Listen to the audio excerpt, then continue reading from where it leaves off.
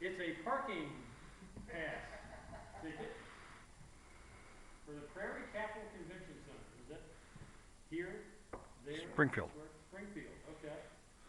I knew there was one by that name in Springfield. Didn't know there were others by that name in other prairie states. You guys ever lose one of these? You have a very difficult time getting your car out of the garage if you've lost one of these.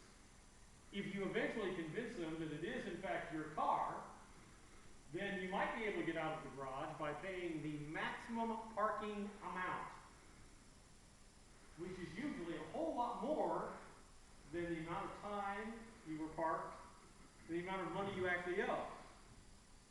What happens if you lose one of these? It's a valuable piece of paper, small piece of paper. They just keep on kicking them out of the machine one after another.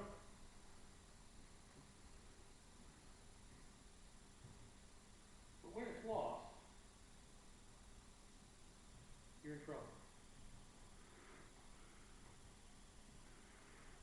God desires to have a relationship with each one of us. And when we've lost that connection, when we've lost that relationship, things are bad. What loses that connection, what loses that relationship is what we call sin. You guys probably, all of you have been to church, you've heard that word. And sometimes we make it a churchy word, but it's not all that churchy. It's real easy. Sin is when you want your way instead of God's way. It's when you do your thing instead of God's thing. We're all guilty. And when we have that situation, then there's a penalty that comes with sin. The wages of sin is death. Now, most of you, many of you, work for a living. Those of you that don't now probably have at most point in time. The rest of you will be looking forward to that in the future. When you work at a job, you get a paycheck. And chances are, if you didn't get that paycheck, you'd be a little bit upset. In fact, you'd probably be looking for a new job, one where they gave you a paycheck. Yet, sometimes we want to try to claim God's unfair because He pays us what we've worked for. The wages of sin is death. God's told us, if you work in sin, if you work at your way instead of my way, if you work at doing your thing instead of my thing, the wages, what you get at the end, is death. Not just physical death. I did a funeral this week. I helped to facilitate the former pastor actually conducted a funeral for Walt down at Temple. Some of you may have known Walt. An old man who lived a full life. But his going was sudden, so it was still very tragic for the family and for friends. But life ends in death. We're all facing that.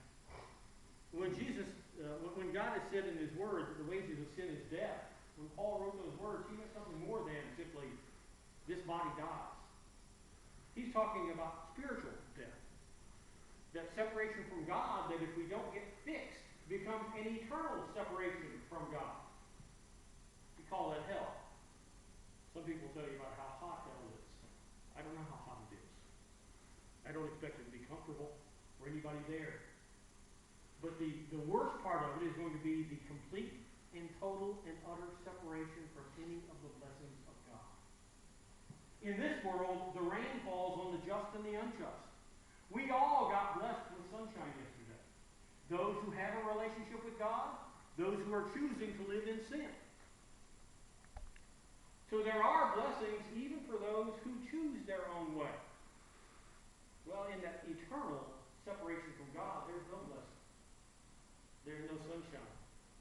There's no rain. There's no wind. There's nothing except an utter darkness that is the separation from all that is good, from all that is gracious, from all that is beneficial. And that's where we will go if we haven't had our sin problem taken care of. And we can't take care of it.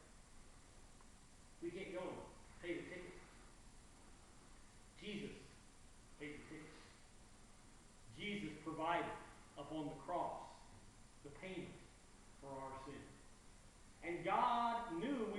sin. Even before he created the world, God had the plan of salvation in place. Jesus Christ. It wasn't an afterthought. It wasn't, yeah, Jesse messed up. I guess I got to send Jesus to the cross. No. God had that in place before he ever even, before Jesse's ancestors even conceived of Jesse. God had the plan of salvation. Before Adam and Eve, God had the plan of salvation because he knew we would need it. Think about that. Think about where you are. Are you off here doing your own thing? Or are you seeking God? Are you lost? Have you lost the relationship with God? If so, God desires to have you. God desires to have you. Think about that. Think about that next time you park your car. And don't lose this. It is a valuable piece of paper.